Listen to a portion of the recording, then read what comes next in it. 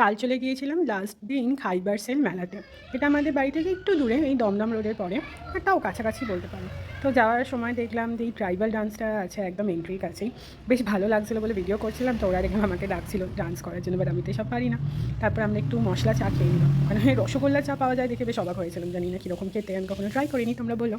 তারপরে ঢুকে গেলাম ভেতরে, এই ক্ষীরের পাটিসাপটা দিয়ে শুরু করলাম আমাদের খাওয়া দাওয়া। ওখানে অনেক মিষ্টি ছিল, কিন্তু আমরা অত মিষ্টি খাই না। তারপরে এই টার্কিশ আইসক্রিমটা খাওয়ার খুব ইচ্ছা ছিল বহুদিন ধরে। আমি জানি না কী এমন স্পেশালি আইসক্রিমটা, নর্মাল আইসক্রিম ছিল, মেবি এই গেমটা যিনিটাও খেলছিলেন যে এই আইসক্রিমের কোনগুলো নিয়ে, মেবি এটার জন্যই এত স্পেশাল, আই ডোন্ট নো।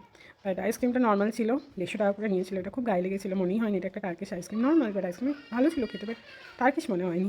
তারপর আমরা ফিশ ফিঙ্গার খেয়ে নিয়েছিলাম, আমি আর শুভজিৎ, আর কাকিমা খেয়েছিল ফিশ ব্যাটার ফ্রাই। এটা আমরা বকখালির ওই ফিশ সেন্টার থেকে খেয়েছিলাম। ওখানে দিবাপি বিরিয়ানি, তারপর আরও অনেক রকম কম্বো ছিল, দাদা বৌদি বিরিয়ানিও ছিল, এগুলো আমরা ওগুলো খাই না। তো বাকি দেখতে পাচ্ছি